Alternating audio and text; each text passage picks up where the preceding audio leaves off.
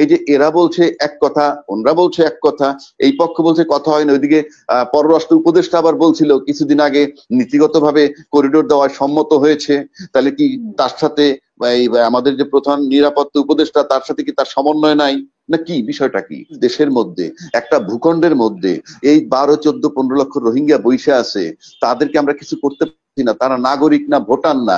আমরা নির্বাচন করে প্রধানমন্ত্রী হচ্ছি বাংলাদেশের, ওইটুক বাদ দিয়ে, ওই সংখ্যাটা বাদ দিয়ে, ওরা ভোটার না, ওরা নাগরিক না, ওদেরকে আমরা কিছু করতে, একটা দেশের কারো এটা নিয়ে ভাবনা নাই।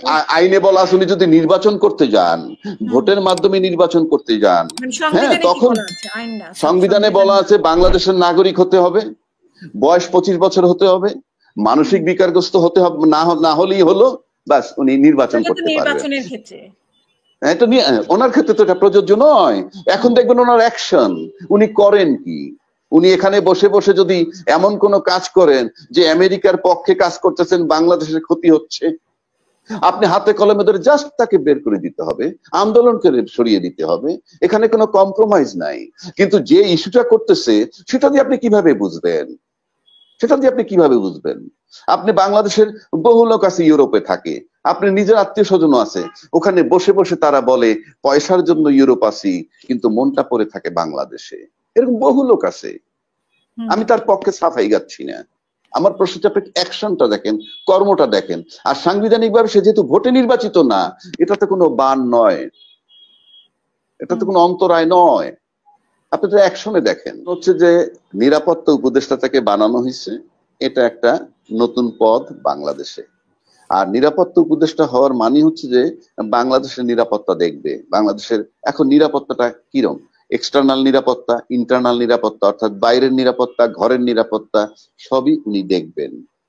2 নম্বর করিডোর নিয়ে যে কথা হচ্ছে, উনি বারবার বলছেন, আজকে নাকি বলছেন এটা নিয়ে আলাপ হয় নাই, হবেও না, হয় নাই এবং হবেও না। আবার পাশাপাশি এই কথাও আসছে যে আগে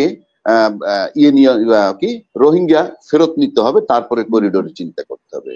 আবার রাজনীতিবিদরা বলতেছেন এটা রাজনৈতিক সরকারের কাজ। যদি রাজনৈতিক সরকারে সে করিডোর দিতে পারেন তর্কের খাতিরে, আমি বলছি না তারা দিবেন, বলছে যে রাজনৈতিক সরকারের কাজ করিডোর দেয়া। তা রাজনৈতিক সরকার যদি দিতে পারেন, তো রাজনৈতিক সরকার, আমার মনে হয় এখানে রাজনৈতিক দেয়া না দেওয়ার বিষয়টি রাজনৈতিক সিদ্ধান্ত বা সংসদের বিষয়। হ্যাঁ, দেয়া না দেয়া রাজনৈতিক সরকার সিদ্ধান্ত, মানে রাজনৈতিক মানে সংসদ এবং রাজনৈতিক দলের সিদ্ধান্ত। এই বিষয়টা যখন আসছে, আমার এটা নিয়ে ভাবতে অসুবিধাটা কোথায়?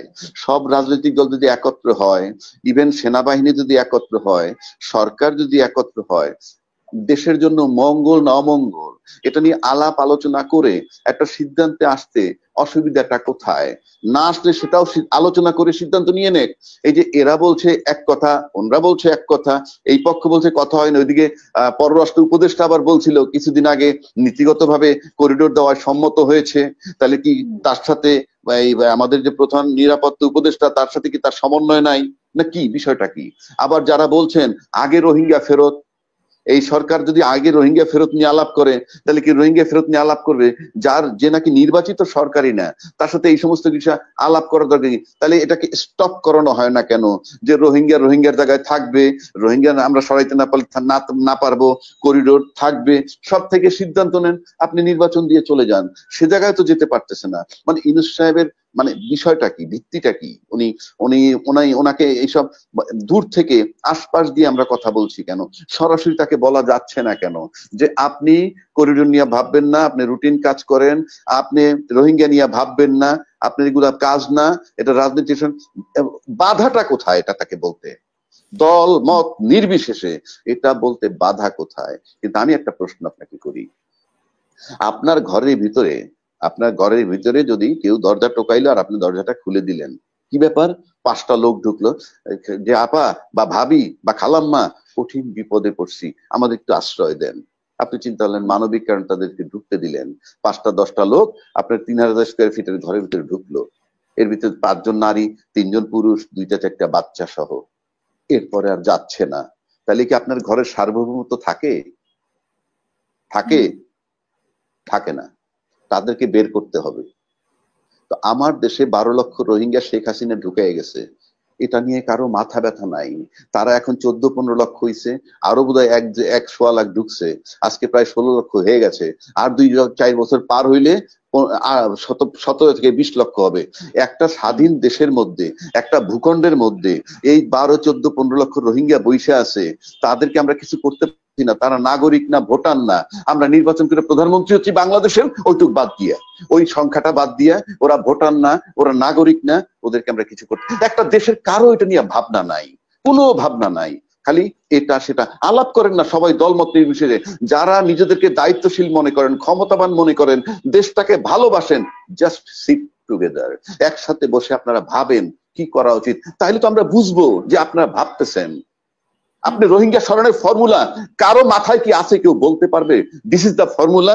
এই ফর্মুলায় রোহিঙ্গা সরানো যায়। দেখি না বাংলাদেশে কার কি মেধাটা আছে। খালি যে আমরা তর্ক করি কিভাবে সরাবেন। আমার দেশে বিরাট বড় সেনাবাহিনী আমার আছে।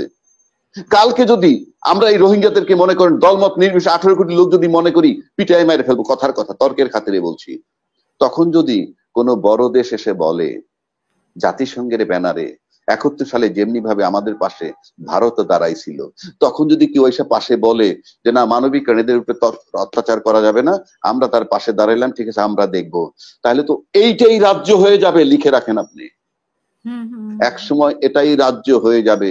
আমরা তামাশা যত করি তর্কের খাতিরে, কেউ গভীরতায় নাই, কেউ দেশপ্রেমিক বলে আমার কাছে মনে হয় না। তা না হলে ইউনূস সাহেব কি, ইউনূস সাহেব একা কি, সে মঙ্গল গ্রহে আসছে, তাকে চেপে ধরেন সবাই যে আপনি আছেন, আমরা আছি, রাজনৈতিক দলগুলো আছে। কেন ইউনূস সাহেবকে চেপে ধরতে বলছি? বাংলাদেশে there is no second man. Yunus সাহেবের মতো কানেকশনাল একটা মানুষ নাই। যেহেতু নাই, তাকে আমরা তার আছে বলে যে তাকে মাফ করে আদায় করে না, আছে বলেই যে তাকে মাফ করে দিব তা কিন্তু নয়। কিন্তু আমরা আপনাদের প্রশ্ন হচ্ছে যে আমরা এই আলোচনাটা তার সাথে বসে কেন করি না? বিষয়টা হলো এইখানে। দলমত নির্বিশেষে সবাই কেন বসি না? বিভিন্ন দল থেকে 5জন 10জন প্রতিনিধি নিয়ে দলের উদ্যোগ নিতে, তারা বলুক না সোশ্যাল মিডিয়াতে, ইউনূস সাহেব আপনি আমাদের সাথে বসেন। দায়িত্বশীল কেউ তো এটা বলছে না, খালি বলছে এটা করতে পারবে না, ওটা করতে পারবে না, নির্বাচিত না। আরে ভাই বৈশই তো আছে, নির্বাচিত না, ডিসেম্বর পর্যন্ত তো আছে, ডিসেম্বর পর্যন্ত তো আছে। আর তাতে যে আমরা তারা কিছু না করতে পারি, কালকে করিডোর দিয়ে দিলে আমরা কি করব? কথার কথা। সুতরাং কেন আমরা বসি না? কেন প্রত্যেকে সোশ্যাল মিডিয়ায় তো বলতে পারে যে আমরা ইউনূস সাহেবের সাথে সাক্ষাৎ করতে চাই, ইউনূস সাহেব আপনি আমাদের সাথে বসেন, করিডোর দিবেন, আমরা রোহিঙ্গা সরাবো, এই বিষয়ে আপনাকে আলাপ করতে হবে। এটা আমরা করি না কেন? এটা বন্ধ, বাধা কোথায়? খালি করিডোর দেওয়া যাবে না, তো রোহিঙ্গা ফেরত নিতে হবে। আমি সব ছাত্রের সাথে একমত।